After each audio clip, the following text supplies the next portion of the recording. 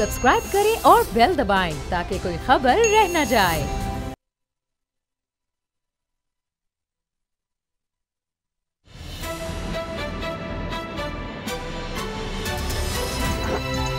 अब पता चला। बिस्मिल्लाहिर्रहमानिर्रहीम, अस्सलाम वालेकुम। मैं हूं मोहम्मद उसामा गाजी और आप देख रहे हैं अब पता चला। खबर है कि पाकिस्तान ने डू मोर के जवाब में नो मोर बोल दिया है। वज़ीर ख़ारजा शाह महमूद कुरैशी ने कहा है कि पाकिस्तान ने अमेरिका को अड्डे देने से साफ इनकार कर दिया है, जबकि यह खबर भी गर्म है कि वज़ीर आज़म इमरान खान ने अमेरिकी सेक्रेटरी की कॉल लेने से भी इनकार कर दिया। मौक़िफ़ ये था कि बात बराबरी की सतह की लीडरशिप से होगी। प्रोटोकॉल के मुताबिक सदर जो बाइडन वज़ीर आज़म इमरान खान से बात करते हैं।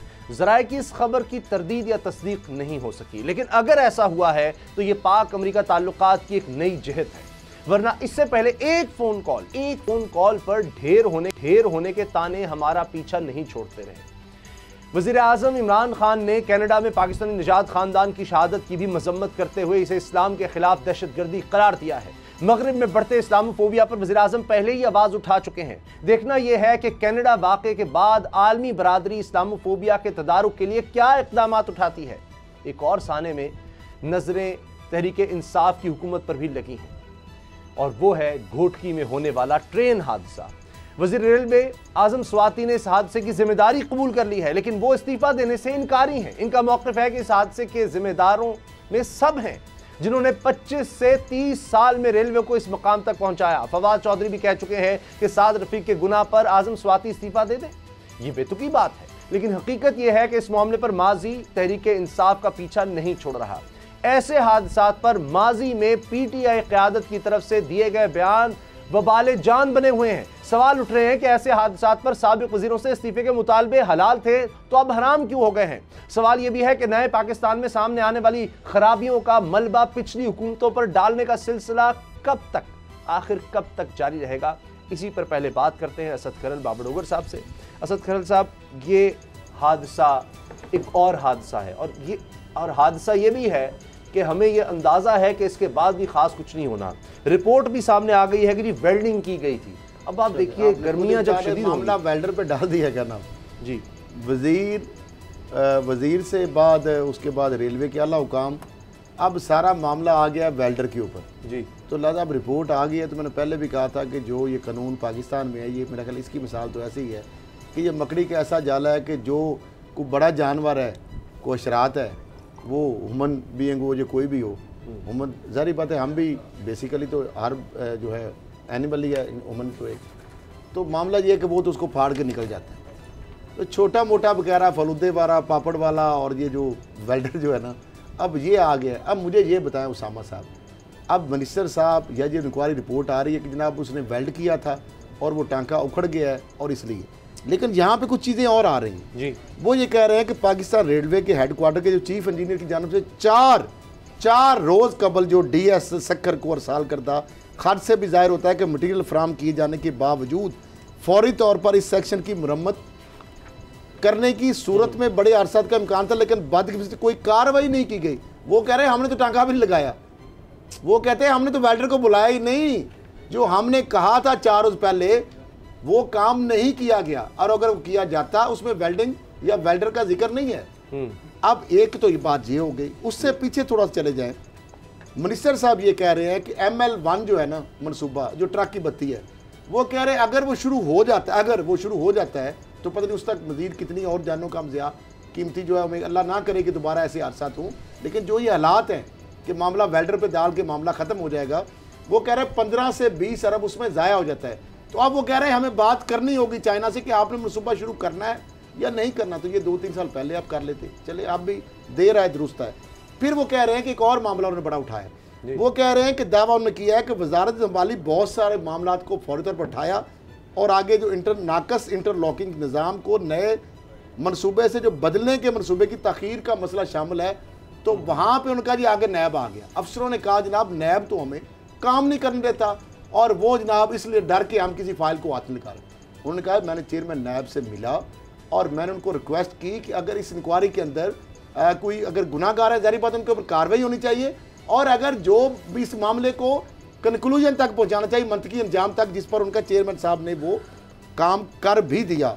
अच्छा। और उसके बावजूद अब वो कह रहे हैं कि जो गफलत में घोटकी अरसे की वजह से रेलवे सेक्टर डिवीज़न को हाल ही में जो किसी बड़े ये जो आगाह किया था उसामा साहब, अब ये सारी जो चीज़ें हैं मुझे ये बताएं, अब इससे कोई ये कह सकता है कि जो शक्कर वाले हैं वो कह रहे हैं 4 रोज़ पहले हमने बता दिया था, वहाँ पे तो वेल्डर का जिक्र ही नहीं है, या तो वो झूठ बोल रहे हैं।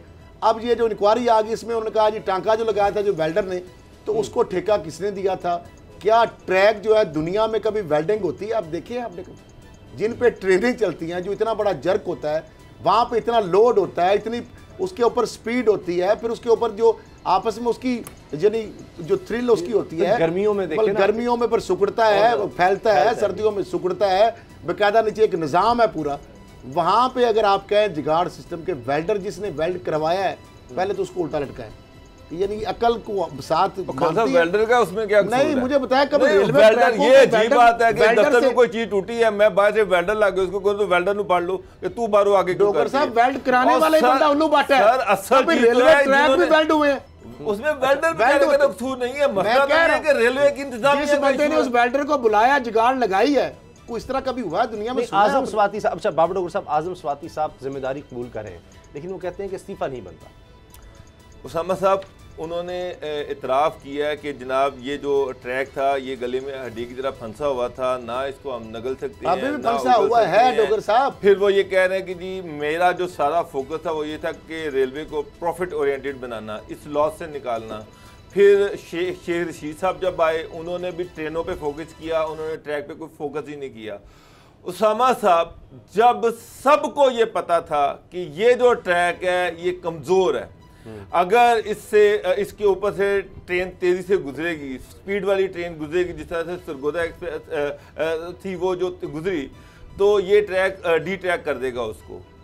इस चीज़ के होते हुए इन्होंने अगर वहां पर कोई काम नहीं किया, वहां पर सब काम तो उन्होंने गलत कर दिया तो ये कत्ल है, नालों वाला वेल्डिंग करा दी लोगों का कत्ल है, ये एक्सीडेंट नहीं है। वेल्ड कराना उनको पता था कि ये ट्रैक कमजोर है, इसलिए वेल्ड सबको पता था, वो वेल्ड को उसको रिपेयर होना चाहिए था, या फिर वहां पे कोई एडवाइजरी जारी होनी चाहिए थी, वहां पर कोई लोग होने चाहिए थे जो भी ट्रेन आती उसकी स्पीड कम करवाते, उसको वहां से गुजरा देते, कुछ ना कुछ तो करते। इतने एक तरफ मिनिस्टर साहब ये कह रहे हैं कि जनाब हम तो ML मंसूबा है, हम उसका इंतजार कर रहे हैं, और अगर हम इस ट्रैक पे काम करते हैं या इसको ठीक करते हैं तो हमारा 20 अरब रुपया लगेगा, और वो 20 अरब रुपया जाया हो जाता अगर ML1 से पहले ये काम करता। इसका मतलब ये है कि वो 20 अरब रुपया या जो ये जो ट्रैक है इंसानी जानों से ज्यादा कीमती है। आप रेलवे बंद कर दें, आप ट्रेन बंद कर दें, तो आप क्यों ट्रेन, जब आपको सब कुछ पता है फिर आप वहां पे ट्रैक पे ट्रेन क्यों चली? मेरा तो एक सवाल ये है, आप लोगों ने क्या अरेंजमेंट किए कि अगर कोई बड़ी ट्रेन आती है, स्पीड से ट्रेन आती है, कैसे गुजारा जाएगा? मेरा सवाल ये है, सारी चीजें जो है इसका जवाब कौन देगा? इतने बड़े इंजीनियर रखे हुए हैं और वो अगर वेल्ड करवा रहे हैं तो उनको नहीं समझ के कभी वेल्डिंग के ऊपर भी ट्रेनें चलती हैं, वेल्डिंग के ऊपर जिन टांकों से आप उनको खड़ा कर, वहां पे 20 अरब तो नहीं लगता, वहां 20 करोड़ की जरूरत नहीं थी, 20 लाख की जरूरत नहीं थी, वहां पे थोड़ा सा जो नया एक पीस है वो पड़ सकता था प्रॉपर एक जो सिस्टम के तहत।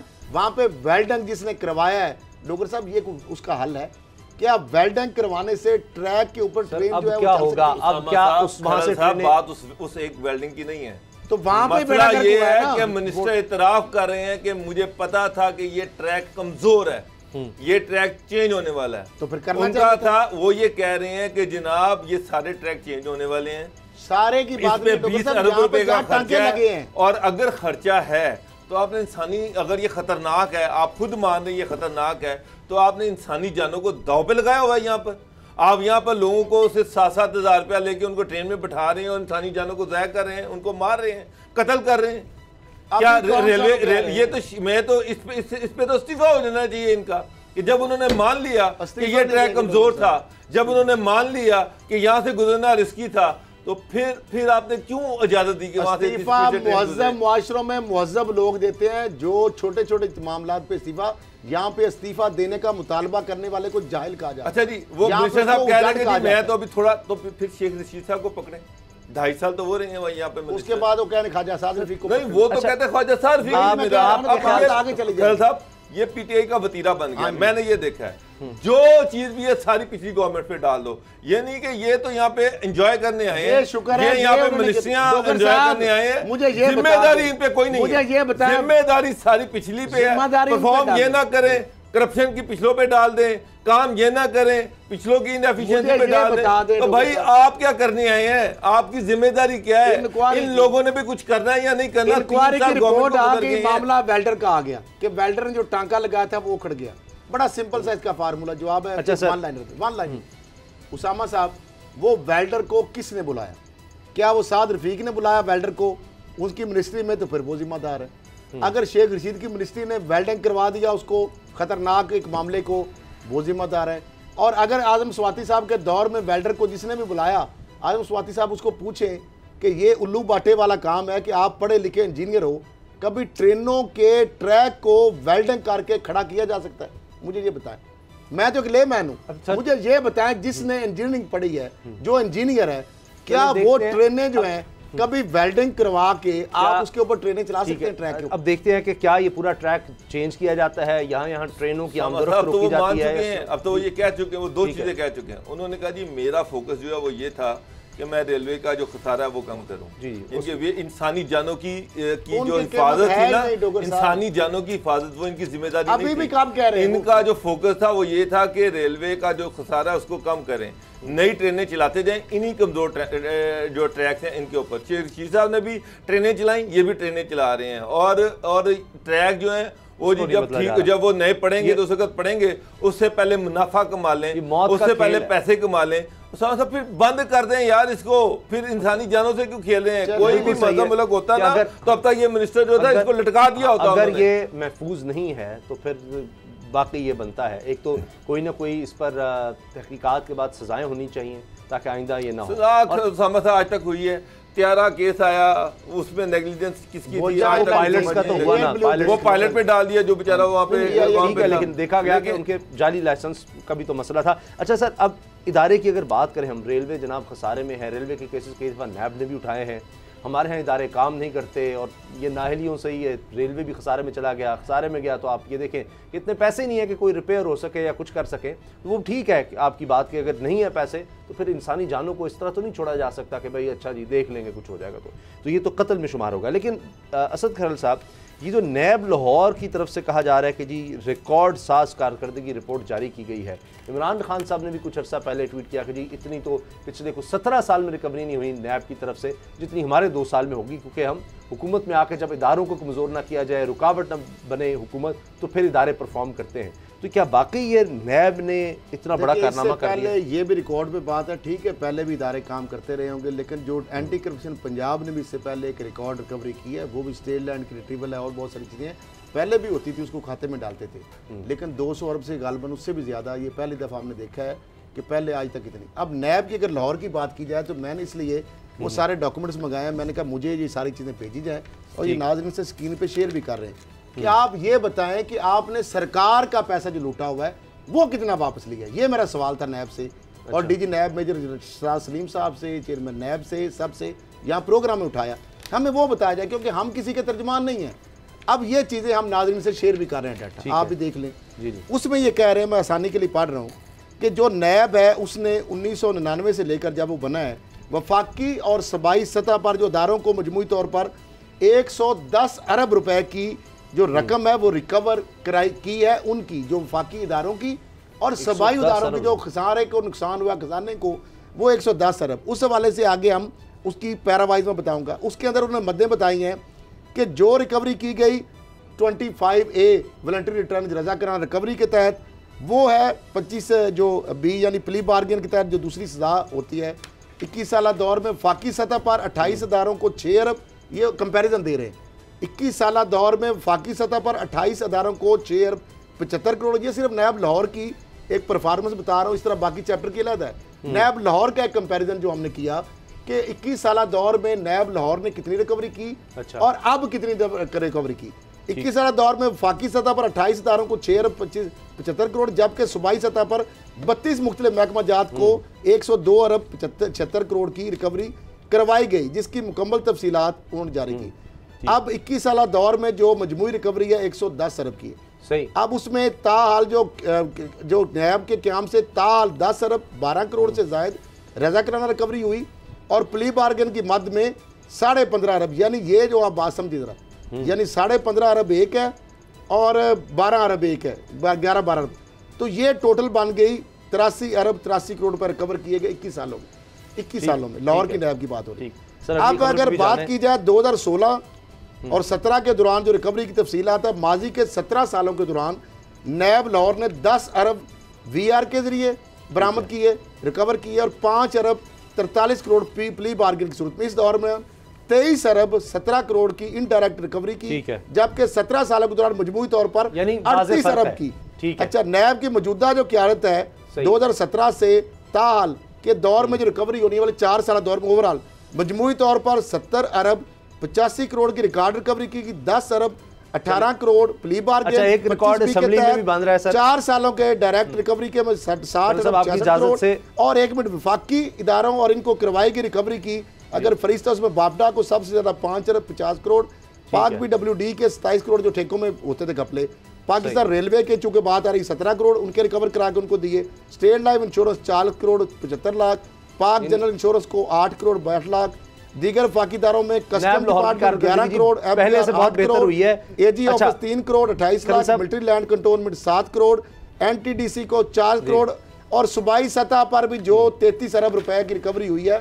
तो ये एक रिकॉर्ड रिकवरी है, जो फैक्ट्स है उसको भी हमें सामने चलिए हमने सारे दिखा दिए। डॉक्टर साहब, जो कुछ असेंबली में हो रहा है वो भी रिकॉर्ड का हिस्सा है कि ये पीपल्स पार्टी और नून लीग आपस में ही लड़ रहे हैं और बिलावल जुमले कस रहे हैं कि जनाब ये कागजी अहदेदार एहसन इकबाल है। एहसन इकबाल कहते हैं मैं बुरा नहीं मानता, ये तो नहीं है बुरा नहीं मानते, तो ये आपस में जो लड़ाई है तो इससे तो PTI बहुत खुश हो रही होगी। ऑनेस्टली उसामा साहब, बिलावल से मुझे बहुत ज़्यादा एक्सपेक्टेशन थी कि बिलावल जो है वो बड़ी ज़बरदस्त तरीके से ग्रो कर रहे हैं, उनकी पॉलिटिकल मैच्योरिटी बहुत बढ़ती जा रही है। लेकिन पिछले मैंने 1 महीने से जो उनकी स्टेटमेंट सुन रहा हूँ, जो जिस तरह से वो कर रहे हैं, मुझे वो बिलावल जिसको मैं बहुत ऊपर का कद काट का बंदा समझता था, एक अच्छा पॉलिटिशियन जो फ्यूचर में बहुत आगे जाने वाला था, मुझे बड़ी मायूसी हुई। मतलब जिस तरह से वो सिंध कार्ड का इस्तेमाल कर रहे हैं। बिलावल एक नेशनल और इंटरनेशनल लीडर का इमेज उसका होना चाहिए था, कोई नेशनल बात करे, उस पर ये जचता नहीं है। ठीक है, मुराद अली शाह इस तरह की स्टेटमेंट देता रहे, बेताजा पे पार्टी के लीडर हैं जो 2nd और 3rd टियर के हैं, जो इस तरह के सिंध के कार्ड खेलें, लेकिन बिलावल अगर सिंध कार्ड करे कि जी सिंध का सदर जो है वो जेल जाता है और जाती उमरा का जो है वो लंदन जाता है, और बिलावल साहब उस वक्त तो आप मरे जा रहे थे, उस वक्त की अपनी स्टेटमेंट निकाल लें कि इसको जनाब लंदन में भेजें, और आज आप कह रहे हैं आप सिंध कार्ड इस्तेमाल कर रहे हैं, कभी आप वफाक के हवाले से सिंध कार्ड इस्तेमाल करते हैं, आगे पंजाब में आपके पास सीट कोई नहीं है, और मगर 5 सीटें हैं सारी, वो पे पार्टी जो पंजाब की लीडिंग पॉलिटिकल पार्टी होती थी, वहाँ पंजाब में उसको कोई सीट नहीं मिलती। ऊपर से मुझे तो लग रहा है कि जैसे बिलावल ने ज़हनी तौर पर यह फैसला कर लिया कि उन्होंने सिंध से बाहर नहीं जाना और अपनी सियासत सिंध तक ही महदूद करनी है। मेन उनका वोट बैंक तो सिंध है सर, मतलब उनका पीओ पार्टी का वोट बैंक पाकिस्तान था। KPK से वो सबसे ज्यादा सीटें लेती थी, पंजाब में वो बड़ी पॉलिटिकल पार्टी थी, चारों सूबों की जंजीर। आज वो पीओ पार्टी इंटीरियर सिंध तक रह गई। उसकी वजह ये है कि आप बार बार वही सिंध कार्ड इस्तेमाल करते हैं। अब मुझे एक बात बताएं, बिलावल एक पार्टी के चेयरमैन है, एक बड़ी पॉलिटिकल पार्टी के चेयरमैन, उनका एहसन इकबाल से क्या उनका आपस में मुवाजना है? बिलावल को इससे आगे की बात करनी चाहिए। वो एहसन इकबाल को कह रहे हैं कि तुम कागजी लीडर हो, मगर बिलावल अब एक सेक्रेटरी के लेवल पे आके बात करेंगे। मुझे तो ये समझ नहीं है, कहीं आप ये कहते हैं कि मैं जनाब उसकी बात का जवाब नहीं दूंगा मरियम नवाज की, कि वो वाइस प्रेसिडेंट है, मैं चेयरमैन हूँ, और कहाँ आप एहसन इकबाल के साथ जाके डॉक्टर साहब वो दिखाना चाहिए ना। अगर आप मरियम साहब आप वाइस प्रेसिडेंट है तो उनकी आप बात के बारे में इस तरह बात करते हो जो अभी आप बात कर रहे हैं, तो वो एहसन इकबाल साहब भी एक सीनियर पॉलिटिशियन है। डॉक्टर साहब ये बात भी देखिए, सर सीनियर है, लेकिन क्या बिलावल का असेंबली में ये कहना बनता है कि आप कागजी? मैं तो इसके ऊपर तो बात ही कर रहा हूँ कि वो क्लेमेंट है कि चारों सूबों की जंजीर बेनजीर जिनके वो साहबजादे हैं, जिनकी वो लेके इनहेरिटेंस में आ रहे हैं, क्या उनको ये जेब देती है चीजें? अगर तो उनकी इनहेरिटेंस है, उनको लेके उन्होंने चलना है, उसकी लेगेसी को लेके चलना है, तो क्या जो आपकी बात कर रहे हैं मैं उसको इंडोर्स कर रहा हूँ। क्या उनका ये बनता है कि एक दूसरी पार्टी है और अपोजिशन पार्टी है, एक अलाइज पार्टी है, एक मुतहिदा अपोजिशन है, नून लीग के एक सीनियर एक पार्लियामेंटेरियन है, वो जनरल सेक्रेटरी हैं, उनको आप सीनियर ओहदेदार कह रहे हैं और कागजी ओहदेदार कह रहे हैं। तो ये क्या एक चेयरमैन जो जैसर है कोई पार्टी का, उसका बिलावल भुट्टो जरदारी का, और दूसरा आज जो एहसन इकबाल साहब ने उससे ज्यादा एक बात की है, उनके ऊपर भी मुझे वही इतराज है। वो कह रहे हैं जी वो बच्चा है। अब बच्चा नहीं है भाई, वो एक पाकिस्तान की एक पार्टी है, एक पीपल्स पार्टी है, बड़े दिल का मुजाहरा बेटा है, वो इनसे उम्र में बड़ा है। जी, वो मतानत। अब आप उनको लेक्चर अगर इस तरह के भाषण देंगे, आप हुआ क्या ये भी तो देख लेना। अब सुन तो ले, उनको बोलने नहीं दिया गया, ये दूसरी बात लड़ाई हुई है। दूसरी बात, हमारे वज़ीर आज़म इमरान खान साहब हैं और पीटीआई के लीडर हैं, वो कहते हैं मरियम साहब अब बच्ची हैं अभी। देखिए ये भी ज्यादती है, वो कैसे बच्ची हैं अभी? आप मैच्योरिटी की बात हो रही है, देखिए वहां पे के हवाले से वो बात ताना दे रहे हैं। वो वाइस प्रेसिडेंट से कहते हैं कि मेरे वाइस प्रेसिडेंट है पाकिस्तान की, एक बड़ी एक पाकिस्तान की पार्टी की वो वाइस प्रेसिडेंट है, ठीक है। वो प्राइम मिनिस्टर की बेटी होना बात की बात है। उस पार्टी एक बड़ी है, नो डाउट, अभी तक बड़ी पार्टी की है, एग्जिस्टेंस उसकी है, उसकी वो वाइस प्रेसिडेंट है। तो आप फिर कहते हैं हमारी खवातीन तक ना जाए, उनको आप बच्ची कहते हैं, बिलावल को आप बच्चा कहते हैं। तो ये जो है ना इधर से भी लेवल डॉक्टर साहब, लेकिन अभी तो इनका भी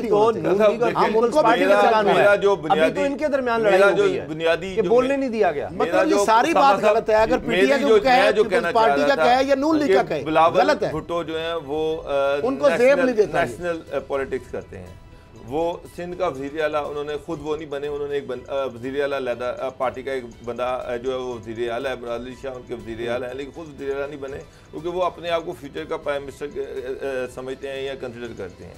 अब वो बंदा जो अपने आप को वज़ारत उज़्मा के लिए देख रहा है, अगर वो सिंध की खाली पॉलिटिक्स करेगा, अगर वो इस तरह की स्टेटमेंट देगा, उसको ये नहीं पता कि कल मैंने क्या कहा था और आज मैं क्या कह रहा हूँ, तो फिर सर इससे पहले जरदारी साहब भी सिंध कार्ड का इस्तेमाल करते रहे। मैं बिलावल से कंसिडर कर रहा था, लेकिन वो मैच्योरिटी मुझे उनमें नजर ये मैच्योरिटी जो है ना सिंध कार्ड है, तो उनकी वालदा मोहतरमा मरूमा जो है जरदारी साहब इस्तेमाल करते रहे और अब बहुत सारे उनके लीडर इस्तेमाल करते हैं। एक सवाल सर, और इधर से नवाज शरीफ जो है नेशनल पॉलिटिक्स ब्रेक हो जाएगी, उन्होंने भी सिंध हमेशा पंजाब का कार्ड इस्तेमाल किया कि लोग पंजाबी को कहा था कि तेरी पाक को लग गया दाग, उधर से जरदारी साहब सिंध कार्ड इस्तेमाल करते हैं। दुनिया में लीडरशिप ये गलत बात है, बिल्कुल ग्रास रूट लेवल से आती है। लोग काउंसलर तक से आकर, जिस तरह आप उर्दुवान की मिसाल ले लें, ईरान में इस तरह यहाँ पे तो मारूसी सियासत है ना, यहाँ सिविलियन डिक्टेटरशिप है, यहाँ जरदारी और शरीफ फैमिली से बाहर को आएगा तो वो नहीं आ सकता। क्यों नहीं होता कि वज़ीर आला अगर कोई बन जाए तो उसकी एक ग्रूमिंग हो जाएगी, उसको पता लग जाएगा, या ये लोग अपने शान शान नहीं काट पुतली रखा जाता है, या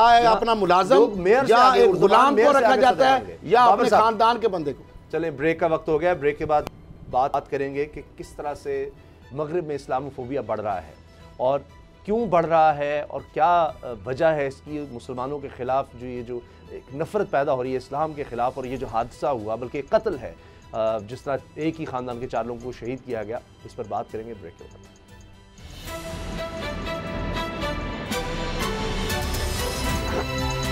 अब पता चला।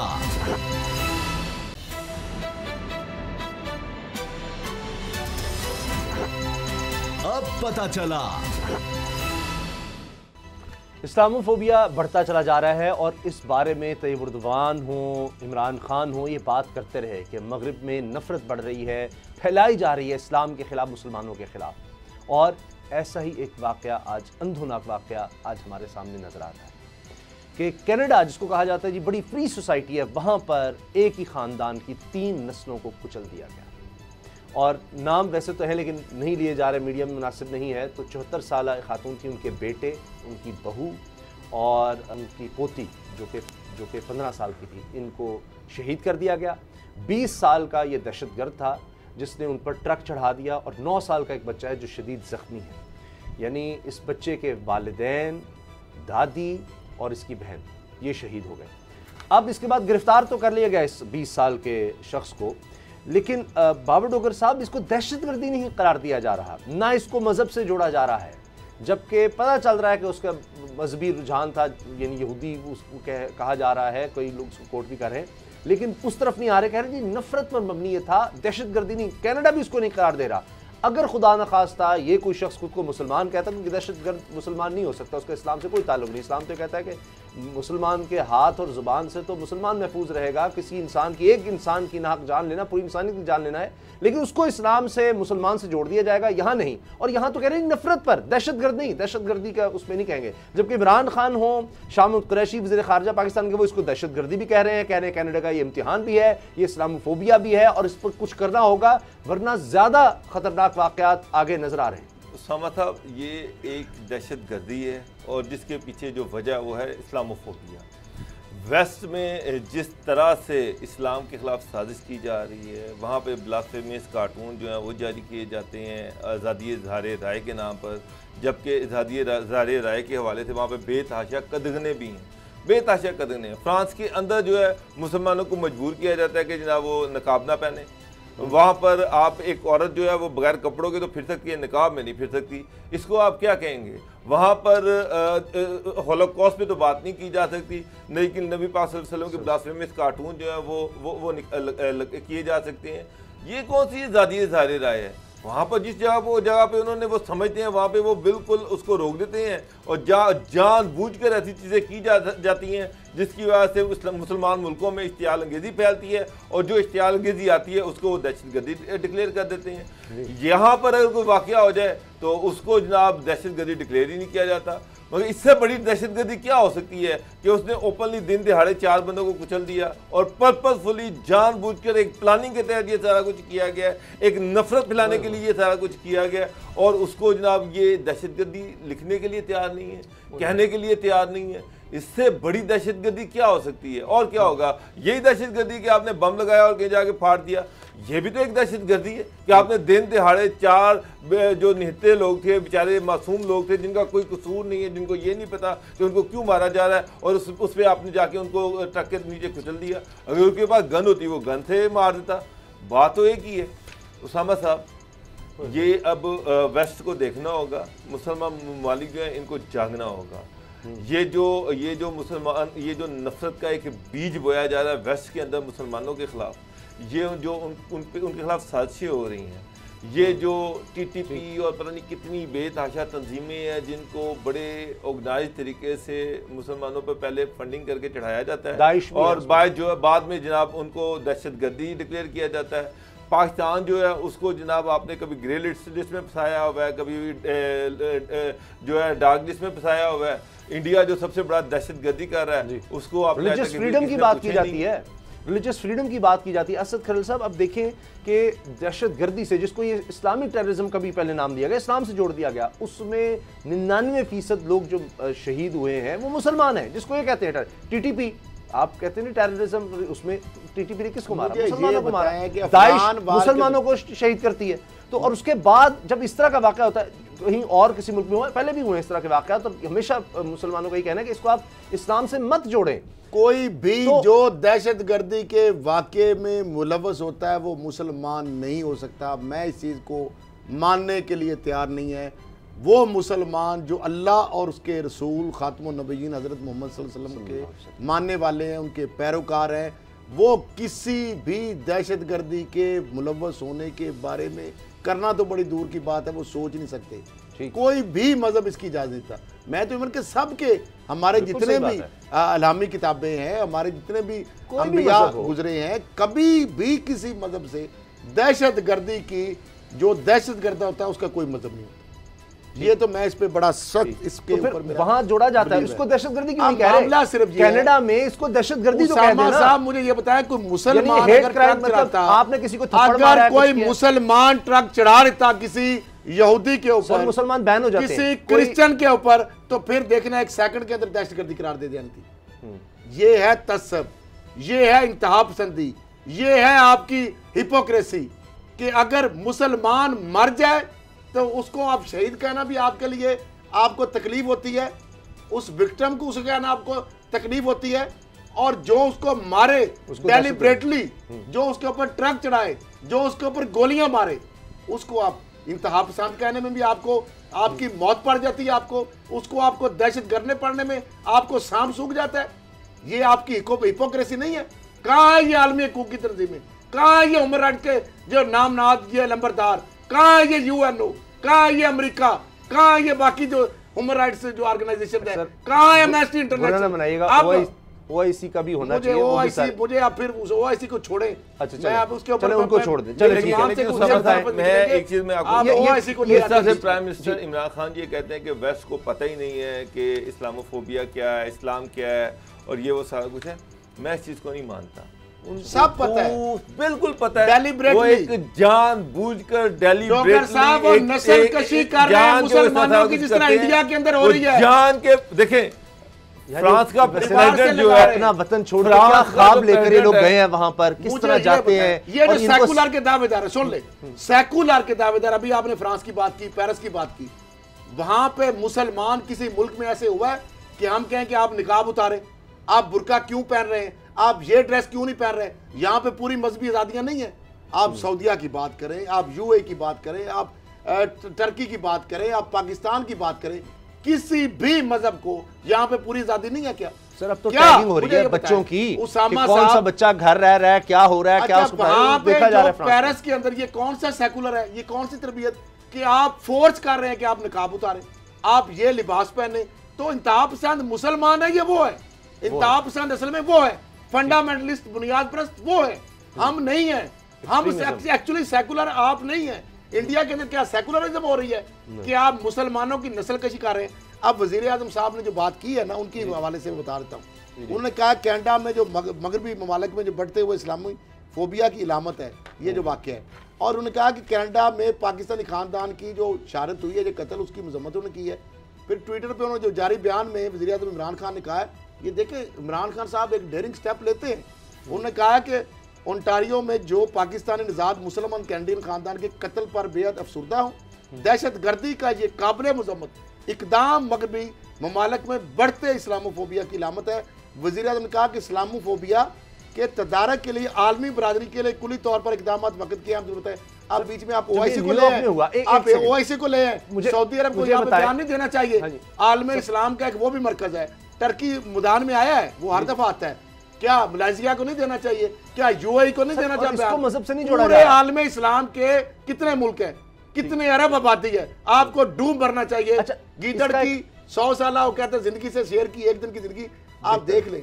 आप अगर इस तरह घुट घुट के मरेंगे, आप उन्हें फलस्तीन के ऊपर जो हमास के ऊपर इजाजत देकर जुल्म हो रहे हैं उसामा साहब, अगर एक हमास की तरफ इजराइल में चला जाए तो फिर मैं देखता हूं किस तरह ये खामोश रहेंगे। फिर यूएनओ भी एक्टिव हो जाएगा, फिर अमेरिका भी एक्टिव हो जाएगा, नेटो भी हो जाएगा, फोर्सेस भी चली जाएंगी। तो वहां पे जो हमारे लोग मर रहे हैं, क्या वो इंसान नहीं है?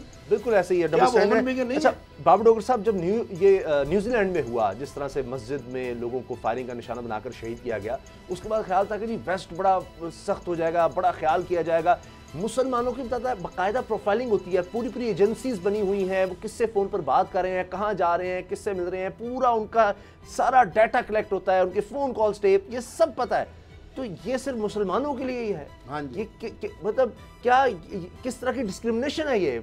वहाँ तो उनके तो वो हुकूक ही नहीं उनको मिल रहे, उनकी सर्वेलेंस है, और इस तरह के कातलों की कोई सर्वेलेंस नहीं है।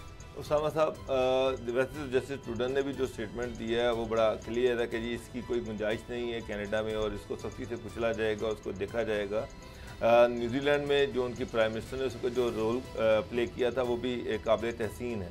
लेकिन असल चीज़ उसामा साहब ये है कि इस तरह के जो वाक़यात हो रहे हैं, ये जो नौजवान था अल्टीमेटली कोई ना कोई तो इसको पुश कर रहा है, कोई ना कोई लिटरेचर। अच्छा ये तो बड़े वाक़यात हैं, वरना जिनको ये कहते हैं जी मामूली है, छुरी मार दी किसी को जाकर गुस्सा मार दिया, ये तो रोज है ना के अंदर, तो इस तरह के वाक़यात होते रहते हैं। ये तो जिंदगी है ना कि चलते लोगों के ऊपर शहीद कर दिया। और कोर इशू ये है कि आप देखिए सारा वेस्ट अमेरिका ये सारे आपस में मिले हुए हैं, ये सारे इकट्ठे हो जाते हैं।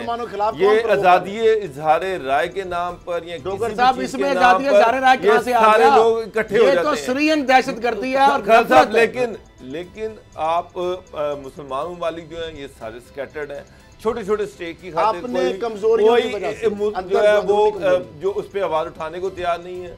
सऊदी अरब इस पर आवाज उठाने को तैयार नहीं है, खलीज ममालिक इसमें आवाज़ उठाने को तैयार नहीं है। 2-4 ऐसे मुल्क हैं जिनकी जिम्मेदारी है वो इस पर आवाज़ उठाते रहते हैं, पाकिस्तान है, तुर्की है, ईरान है। इसके अलावा 58 मुसलमान ममालिक हैं, उनमें से आवाज़ कौन उठाता है? यहाँ पर अगर कोई दूसरा वाक़या हो जाए, तहरीक लब्बैक पे सारी पार्लियामेंट, यूरोपियन पार्लियामेंट एक हो गई कि इस तरह से उन्होंने पाकिस्तान को लताड़ा, किस तरह से पाकिस्तान पे स्टेटस उन्होंने वापस ले लिया इस वाक़े पे, और उसकी भी बेसिस फ्रांस था, उसकी भी वजह फ्रांस था। जो जिस तरह से वो हमारी दिल आज़ादी करते हैं, मेजबानी की फ्रांस ने, उसकी जो पाकिस्तान के खिलाफ वोट कर रहा है, आज डेनमार्क के अंदर खाके जारी कर देते हैं। असल इशू ये है कि जब तक मुस्लिम ममालिक के अंदर यूनिटी नहीं होगी, इत्तेहाद नहीं होगा, एक आवाज़, मजबूत आवाज़ नहीं उठेगी, उस वक्त तक इस तरह के इंसिडेंट होते रहेंगे।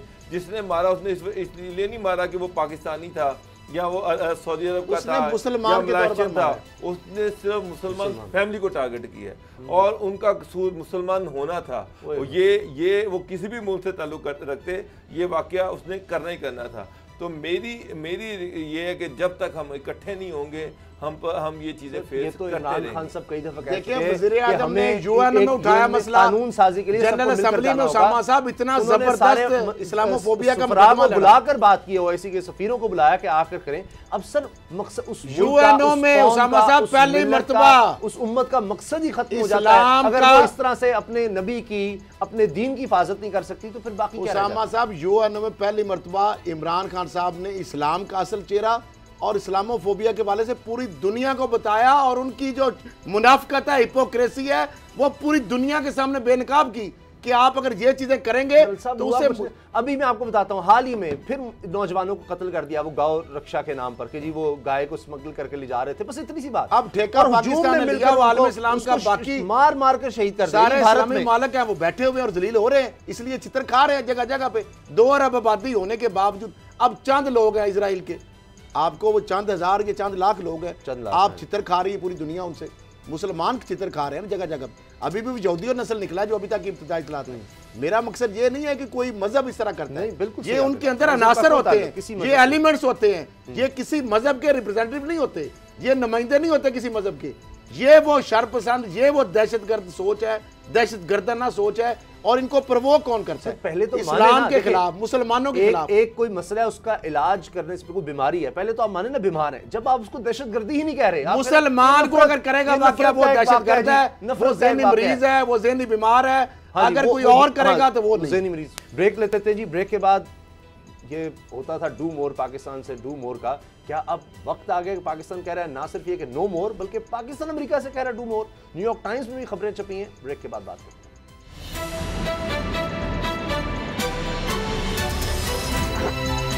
अब पता चला।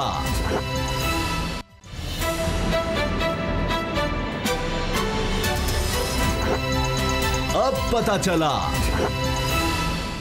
अमेरिका और पाकिस्तान के ताल्लुकात फिर कुछ ख़राब होते नज़र आ रहे हैं। उसकी वजह यह है कि अमेरिका मुसलसल मुतालबा कर रहा है पाकिस्तान से, दबाव डाल रहा है, उसको बेस चाहिए।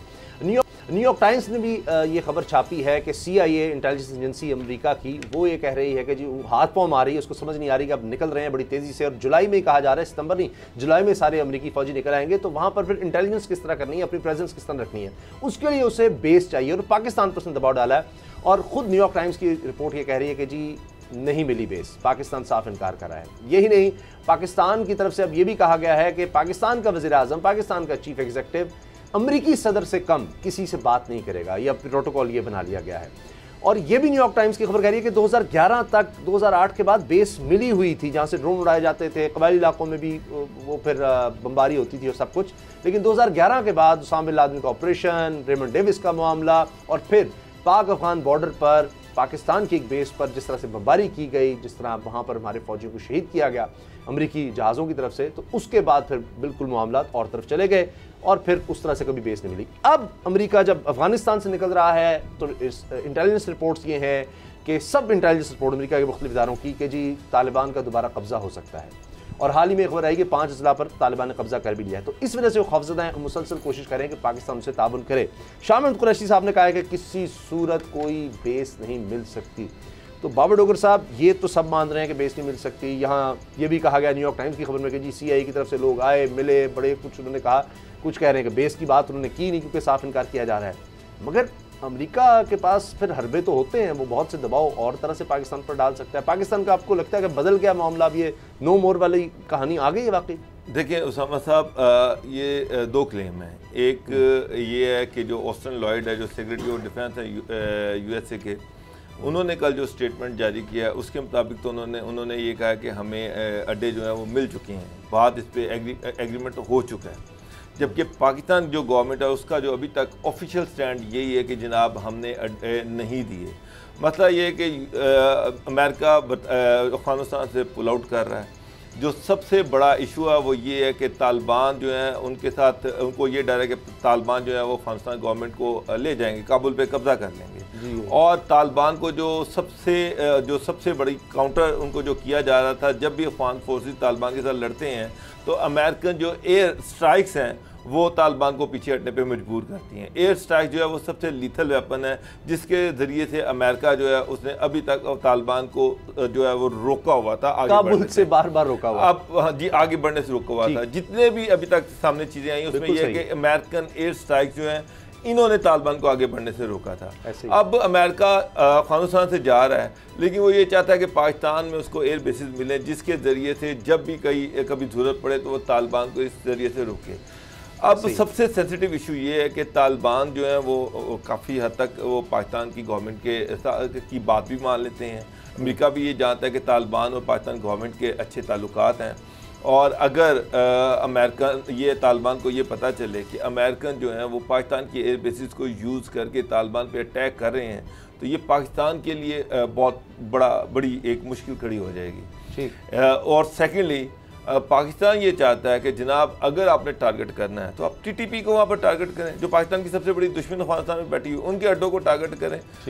तालिबान के हवाले से पाकिस्तान ये चाहता है कि उसको किसी तरीके से इस्तेमाल नहीं होना चाहिए। तो सारा बड़ा कॉम्प्लिकेटेड सा इशू है। गवर्नमेंट बहुत बड़े इम्तहान में है, अमेरिकन प्रेशर बहुत ज़्यादा है, और अमेरिकन जो है वो तो ये कह रहे हैं कि जनाब हम एग्रीमेंट हो चुका है, पाकिस्तान राज़ी हो चुका है, जबकि हमारी गवर्नमेंट का अभी तक स्टांस ये है कि जी हम उस पर राज़ी नहीं हुए। यहाँ तक कि प्राइम मिनिस्टर ने ये कहा कि जनाब मैं तो जॉन लॉयड से भी बात नहीं करूँगा, अगर मेरी बात होनी है तो फिर बाइडन साहब से हो, प्रेसिडेंट ऑफ USA से हो, उससे मैं बात करूँगा और उनको अपनी रिजर्वेशन या तहफ़्फ़ुज़ात जो है वो पहुँचाऊँगा। तो इसके बाद उनके जो अमेरिका के जो CIA के जो हेड हैं वो भी पाकिस्तान आए हैं, डायरेक्टर, वो जो है वो आर्मी चीफ से भी मिले हैं और पाकिस्तान के डिफरेंट ऑफिशियल से भी मिले हैं। उसमें ये चीज़ भी सामने आई कि उन्होंने इस चीज़ के हवाले से बात भी की है। लेकिन डोगर साहब उसमें थोड़ा सा इसमें ये चीज़ ऐड कर रहे हैं कि अमेरिका कह रहा है अगर पाकिस्तान नहीं तो कहीं किर्गिस्तान और दीगर, तो अगर उनको आपकी बात मान रूस नहीं मान रहा, अगर आपकी बात डोगर साहब मान ली जाए तो पर अमेरिका दूसरे ऑप्शन क्यों इस्तेमाल कर रहा है? अमेरिका झूठ बोल रहा है। पाकिस्तान का जो स्टांस है इमरान खान साहब का और शाह महमूद कुरैशी साहब का, वो प्रिंसिपल स्टांस है। अभी तक साहब मैं कोई अपने से घड़ी हुई बात नहीं कर रहा, अमेरिका मैं तो रात को जो जॉन लाइड ने प्रेस कॉन्फ्रेंस की है मैं उसको कह रहा हूं, हमें उसकी नहीं, वो लाइड का मतलब उन्होंने सारे मीडिया के सामने तो लाइड दो होते हैं, वकील होता है, झूठा होता है, पता नहीं कौन सा लायर है वो। मुझे जॉन लाइड की बात कर रहा, लाइड की बात नहीं कर रहा। लाइड में आके जो लायर है तो उसकी बात ही गलत है। कौमी सलामती के जो मुशीर अमेरिका के जैक सल्वान, उन्होंने भी कहा है कि जी हम मजीद नहीं बता सकते, उनसे गुफ्तगू हुई है। जो तो बता देना भाई, आप क्यों छुपा रहे हैं पूरी? मुझे ये बताएं कि इसने सुलेमानी टोपी तो नहीं पहन लेनी एयर से? आप अगर एयर बेस दे गए इमरान खान साहब, ये शाम छुप नहीं सकती बात, तो कब देखिए यही तो अवामी हुकूमत का होता है। इमरान खान साहब अगर जो बात कर रहे हैं, जो शाह महमूद कुरैशी साहब बात, वो पब्लिक रिप्रेजेंटेटिव है। अब मुशर्रफ तो आर्मी चीफ थे, चीफ एग्जीक्यूटिव थे, 2008 के बाद 2011 तक तो मुझे ये बताया ना, तो उन्होंने दिए थे, भी नहीं मानती, तो उस वक्त गवर्नमेंट ने नहीं माना। लेकिन डोगर साहब एक काल पे ढेर हो गए थे, ये बात तो माननी पड़ेगी ना। अगर सिविलियन हमारा अगर हुक्मरान है और उसमें ये क्रेडिट जाता है हमारे DG ISI को, जनरल फैज हमीद को, हमारे आर्मी चीफ को भी जाता है। देखिए अस्करी और जो सिविलियन जो अगर क्यादत है आज एक पेज पे है। मुझे ये बताएं, आप कह रहे हैं कि जो CIA के हेड आके मिले वो आर्मी चीफ को मिले, वो DG ISI को मिले और दीगर हुकाम को मिले, और जो आप बात कर रहे हैं डोगर साहब की उनसे बात इन्होंने नहीं की। जब यहाँ पे आए हैं तो इन्होंने काउंटर टेररिज्म की बात की है, दहशतगर्दी की बात की है, पुरअमन इनखला के हवाले से बात की है, पाकिस्तान की सपोर्ट की बात की है। यहाँ पे अड्डे लेने की बात नहीं करके गए। जब वापस गए हैं तो इमरान खान साहब ने फिर एक खुददार कौम के एक वज़ीर आज़म की बात की है। जब उनसे बात अमरीकी उहदेदार ने करने की बात की तो इमरान खान साहब ने साफ इनकार कर दिया। उनका प्रोटोकॉल के तहत मुझे अगर बात करनी है तो मैं सिर्फ जो बाइडन जो आपका हेड ऑफ स्टेट है वो मुझसे बात करे, मैं उससे बात करूंगा। शाह महमूद कुरैशी से ये कोई घर में बैठ के बात नहीं की, ओपनली उन्होंने स्टेटमेंट दिया, दावा किया है, उन्होंने बताया है। मुझे ये बताया, मैंने तो दोनों पॉइंट ऑफ व्यू आपके सामने, मैं ये कह रहा हूं, अब न्यूयॉर्क टाइम्स पाकिस्तान का पॉइंट ऑफ व्यू भी आपके सामने रखा है, मैंने अमेरिकन का भी पॉइंट ऑफ व्यू रखा है। अब उनका अपना अखबार जो है कर रहे हैं कि जनाब हम इस पे बात हो चुकी है, अब हम ये क्लेम कर रहे हैं कि जनाब इस पे बात, अच्छा अगर बात चीज ऐड कर देता हूं, देखिए अब हमारा वज़ीर आज़म क्या उस पे हमें रिलाय नहीं करना चाहिए, हमारा एक पब्लिक ठीक है, क्या हमें अपने वज़ीर खारजा पर, हाँ अगर वो दे देंगे, हमें अगर वो दे देंगे तो भैया जर्नलिस्ट है उनका मौक़िफ़ आपने दे दिया, अगर वो देंगे सबसे पहले खबर मैं ब्रेक करूंगा, ये मेरी रिस्पॉन्सिबिलिटी है कि हम बताएंगे कौन सा कि जनाब हमारा वज़ीर आज़म जो है और वज़ीर खारजा ने ये कहा, ये है वो ठीक है। मैं एक चीज कोट कर दूं, वो कहते हैं कि जी बेस इसलिए नहीं दी जा रही, न्यूयॉर्क टाइम्स की खबर ये है कि पाकिस्तान ने हुकाम कहते हैं कि आप हमें बताएंगे, तो ये ड्रोन्स की बात हो रही है, आप हमें बताएंगे कि आपका टारगेट क्या है, क्यों, बिल्कुल इसलिए कब, ये सॉवरेनिटी है हमारी खुद मुख्तारी है। मामले पे उन्होंने कहा जी सब खत्म हो गया, क्या हम कपड़ बन जाए, हम कठपुतली बन जाए आपके, पहले प्राई हमने जंग लड़ी है, पहले भी प्राई जंग लड़ी है, जो एयर बेसिस हैं वो इस्तेमाल होती रही हैं, पाकिस्तान के अंदर ड्रोन अटैक्स होते रहे हैं, उसके लिए हालांकि एग्रीमेंट ये था कि पाकिस्तान के अंदर नहीं, एक मिसाइल गिर गया था, मिसाइल भी गिर गया था, बेताशा स्ट्राइक्स हुई हैं ट्राइबल एरियाज में, बेताशा हुई हैं। विकीलीक्स में भी आया था कि जी उसमें यही कहा गया कि पाकिस्तान के वज़ीर आज़म मजम्मत करते रहेंगे, आप अटैक करते रहिएगा। वो तो सारी गिलानी की आ गई ना, वो जब विकीलीक्स आई तो उन्होंने कहा जी हम शोर मचाते रहेंगे, आप करते रहे।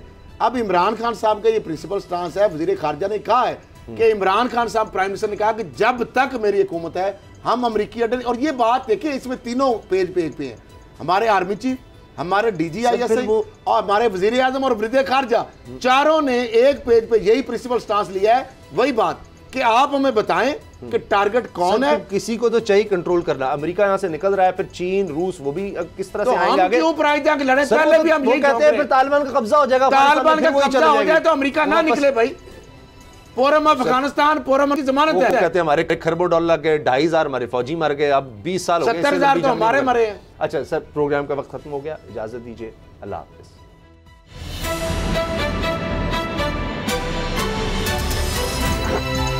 अब पता चला। सब्सक्राइब करें और बेल दबाएं ताकि कोई खबर रह न जाए।